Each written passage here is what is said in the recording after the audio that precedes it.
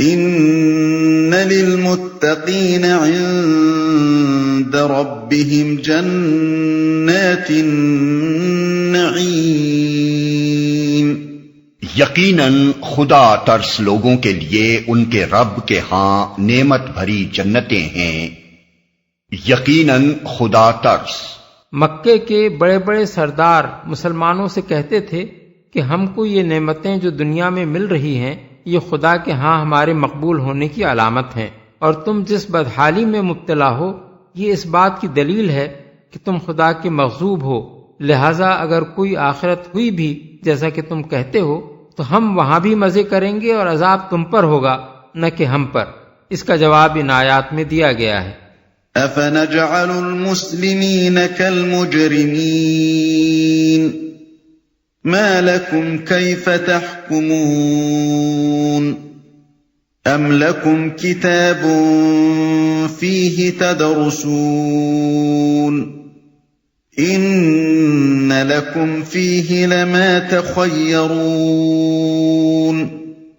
ام لکم ایمان علینا بالغۃ الی یوم القیامۃ ان لکم لما تحکمون سلہم ایہم بذلک زعیم ام لهم شرکاء فلیأتوا بشرکائہم ان كانوا صادقین۔ کیا ہم فرما برداروں کا حال مجرموں کا سا کر دیں؟ تم لوگوں کو کیا ہو گیا ہے؟ تم کیسے حکم لگاتے ہو؟ کیا تمہارے پاس کوئی کتاب ہے جس میں تم یہ پڑھتے ہو کہ تمہارے لیے ضرور وہاں وہی کچھ ہے جو تم اپنے لیے پسند کرتے ہو؟ یا پھر کیا تمہارے لیے روز قیامت تک ہم پر کچھ عہد و پیمان ثابت ہیں کہ تمہیں وہی کچھ ملے گا جس کا تم حکم لگاؤ؟ ان سے پوچھو تم میں سے کون اس کا ضامن ہے؟ یا پھر ان کے ٹھہرائے ہوئے کچھ شریک ہیں جنہوں نے اس کا ذمہ لیا ہو؟ یہ بات ہے تو لائیں اپنے شریکوں کو اگر یہ سچے ہیں۔ تم کیسے حکم لگاتے ہو؟ یعنی یہ بات عقل کے خلاف ہے کہ خدا فرما بردار اور مجرم میں تمیز نہ کرے۔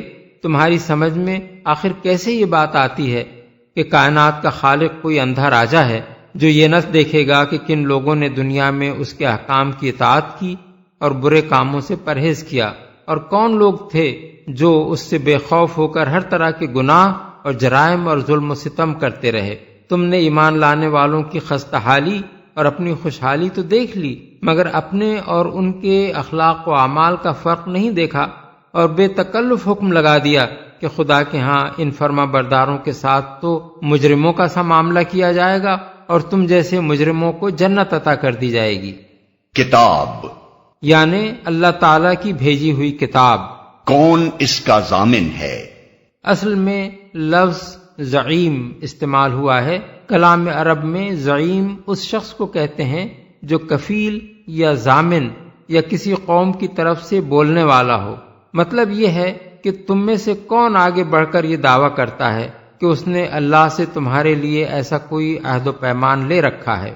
اگر یہ سچے ہیں، انہیں تم اپنے حق میں جو حکم لگا رہے ہو اس کے لیے سرے سے کوئی بنیاد نہیں ہے، یہ عقل کے بھی خلاف ہے۔ خدا کی کسی کتاب میں بھی تم یہ لکھا ہوا نہیں دکھا سکتے۔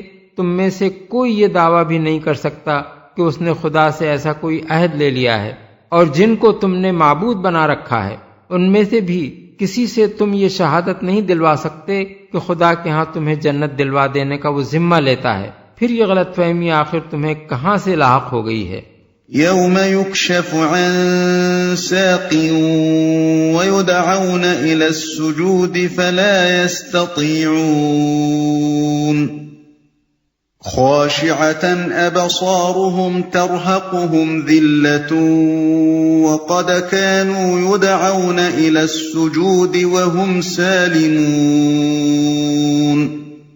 جس روز سخت وقت آ پڑے گا اور لوگوں کو سجدہ کرنے کے لیے بلایا جائے گا تو یہ لوگ سجدہ نہ کر سکیں گے، ان کی نگاہیں نیچی ہوں گی ذلت ان پر چھا رہی ہوگی، یہ جب صحیح اور سالم تھے اس وقت انہیں سجدے کے لیے بلایا جاتا تھا اور یہ انکار کرتے تھے۔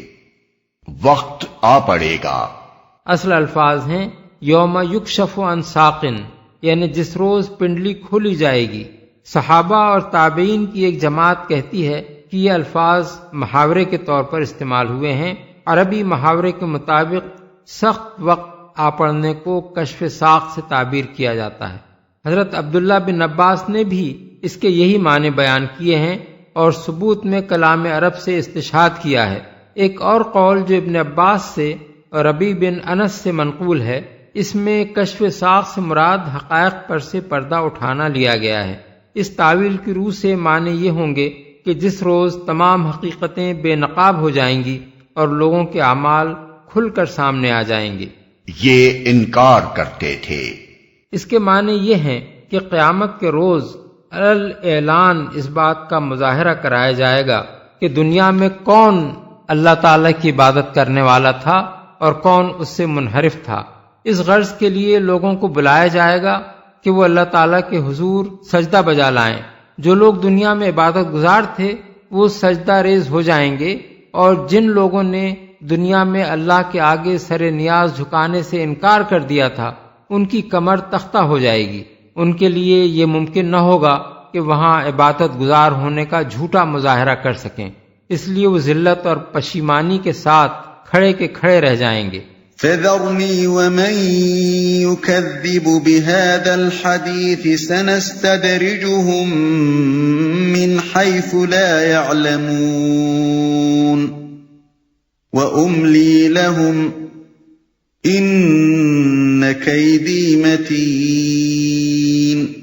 پس اے نبی، تم اس کلام کے جھٹلانے والوں کا معاملہ مجھ پر چھوڑ دو، ہم ایسے طریقے سے ان کو بتدریج تباہی کی طرف لے جائیں گے کہ ان کو خبر بھی نہ ہوگی۔ میں ان کی رسی دراز کر رہا ہوں، میری چال بڑی زبردست ہے، مجھ پر چھوڑ دو۔ یعنی ان سے نمٹنے کی فکر میں نہ پڑو، ان سے نمٹنا میرا کام ہے، ان کو خبر بھی نہ ہوگی۔ بے خبری میں کسی کو تباہی کی طرف لے جانے کی صورت یہ ہے کہ ایک دشمن حق اور ظالم کو دنیا میں نعمتوں سے نوازا جائے، صحت، مال، اولاد اور دنیاوی کامیابیاں عطا کی جائیں، جن سے دھوکہ کھا کر وہ سمجھے کہ میں جو کچھ کر رہا ہوں خوب کر رہا ہوں، میرے عمل میں کوئی غلطی نہیں ہے۔ اس طرح وہ حق دشمنی اور ظلم و طغیان میں زیادہ سے زیادہ غرق ہوتا چلا جاتا ہے اور نہیں سمجھتا کہ جو نعمتیں اسے مل رہی ہیں وہ انعام نہیں ہیں، بلکہ در حقیقت یہ اس کی ہلاکت کا سامان ہے۔ میری چال، اصل میں لفظ قید استعمال ہوا ہے جس کے معنی کسی کے خلاف خفیہ تدبیر کرنے کے ہیں۔ یہ چیز صرف اس صورت میں ایک برائی ہوتی ہے جب یہ ناحق کسی کو نقصان پہنچانے کے لیے ہو، ورنہ بجائے خود اس میں کوئی برائی نہیں ہے، خصوصاً جب کسی ایسے شخص کے خلاف یہ طریقہ اختیار کیا جائے جس نے اپنے آپ کو اس کا مستحق بنا لیا ہو۔ ام تسألهم اجرا فهم من مغرم مثقلون ام عندهم الغیب فهم یکتبون۔ کیا تم ان سے کوئی اجر طلب کر رہے ہو کہ یہ اس چٹی کے بوجھ تلے دبے جا رہے ہوں؟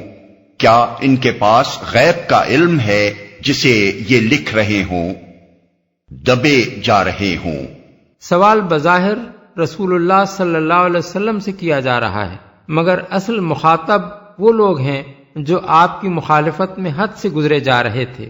ان سے پوچھا جا رہا ہے کہ کیا ہمارا رسول تم سے کچھ مانگ رہا ہے کہ تم اس پر اتنا بگڑ رہے ہو؟ تم خود جانتے ہو کہ وہ ایک بے غرض آدمی ہے اور جو کچھ تمہارے سامنے پیش کر رہا ہے صرف اس لیے کر رہا ہے کہ اس کے نزدیک اسی میں تمہاری بھلائی ہے۔ تم نہیں ماننا چاہتے تو نہ مانو، مگر اس تبلیغ پر آخر اتنے چراغپا کیوں ہوئے جا رہے ہو؟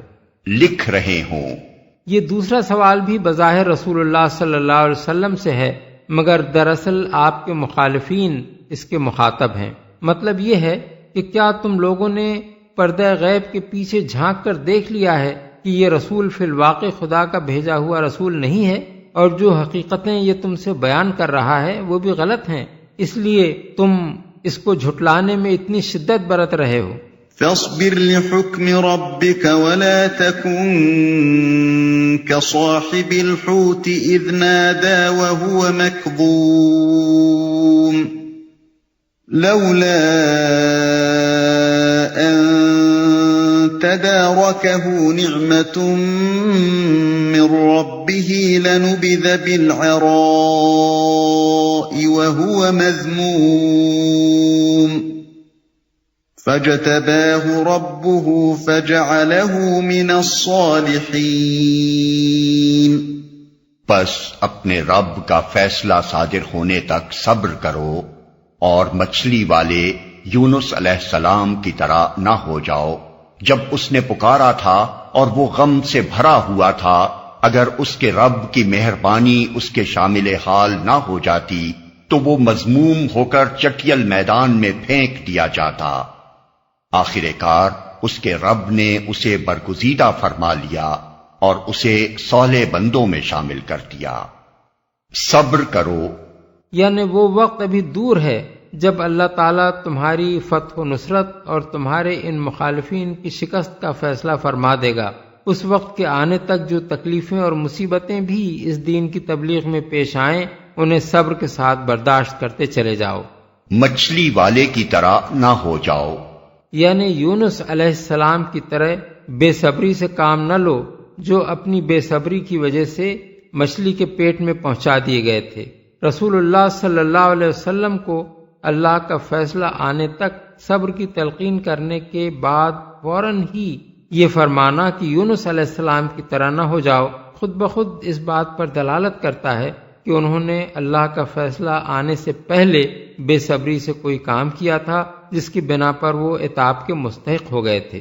تشریح کے لیے ملاحظہ ہو تفہیم القرآن جلد دوم سورہ یونس آیت 98، جلد سوم سورہ الانبیاء آیات 87-88، جلد چہارم سورہ الصافات آیات 139 تا 148۔ غم سے بھرا ہوا تھا۔ سورہ انبیاء میں اس کی تفصیل یہ بیان کی گئی ہے کہ مچھلی کے پیٹ اور سمندر کی تاریکیوں میں حضرت یونس علیہ السلام نے پکارا تھا، لا الہ الا انت سبحانک انی کنت من الظالمین، یعنی کوئی خدا نہیں تیری پاک ذات کے سوا، میں واقعی خطاوار ہوں۔ اس پر اللہ تعالیٰ نے ان کی فریاد سن لی اور ان کو غم سے نجات دی۔ آیات 87-88۔ پھینک دیا جاتا۔ اس آیت کو سورہ صافات کی آیات 142 تا 146 کے ساتھ ملا کر دیکھا جائے تو معلوم ہوتا ہے کہ جس وقت حضرت یونس مچھلی کے پیٹ میں ڈالے گئے تھے اس وقت تو وہ ملامت میں مبتلا تھے، لیکن جب انہوں نے اللہ کی تسبیح کی اور اپنے قصور کا اعتراف کر لیا تو اگرچہ وہ مچھلی کے پیٹ سے نکال کر بڑی سقیم حالت میں ایک چٹیل زمین پر پھینکے گئے، مگر وہ اس وقت مذمت میں مبتلا نہ تھے، بلکہ اللہ تعالیٰ نے اپنی رحمت سے اس جگہ ایک بیلدار درخت اگا دیا تاکہ اس کے پتے ان پر سایہ بھی کریں اور وہ اس کے پھل سے بھوک اور تشنگی بھی دور کر سکیں۔ وَإِن يَكَادُ الَّذِينَ كَفَرُوا لَيُزْلِقُونَكَ بِأَبْصَارِهِمْ لَمَّا سَمِعُوا الذِّكْرَ وَيَقُولُونَ إِنَّهُ لَمَجْنُونٌ وَمَا هُوَ إِلَّا ذِكْرٌ لِّلْعَالَمِينَ۔ جب یہ کافر لوگ کلام نصیحت قرآن سنتے ہیں تو تمہیں ایسی نظروں سے دیکھتے ہیں کہ گویا تمہارے قدم اکھاڑ دیں گے، اور کہتے ہیں کہ یہ ضرور دیوانہ ہے، حالانکہ یہ تو سارے جہان والوں کے لیے ایک نصیحت ہے۔ قدم اکھاڑ دیں گے، یہ ایسا ہی ہے جیسے ہم اردو میں کہتے ہیں کہ فلاں شخص نے اسے ایسی نظروں سے دیکھا جیسے اس کو کھا جائے گا۔ کفار مکہ کے اس جذبہ غیظ و غضب کی کیفیت سورہ بنی اسرائیل آیات 73 تا 77 میں بھی بیان ہوئی ہے۔ سید ابو العلا مودودی کی مارکۃ الآراء تصنیف تفہیم القرآن کی یہ CD ادارہ ترجمان القرآن کے لیے سمع و بصر نے تیار کی ہے۔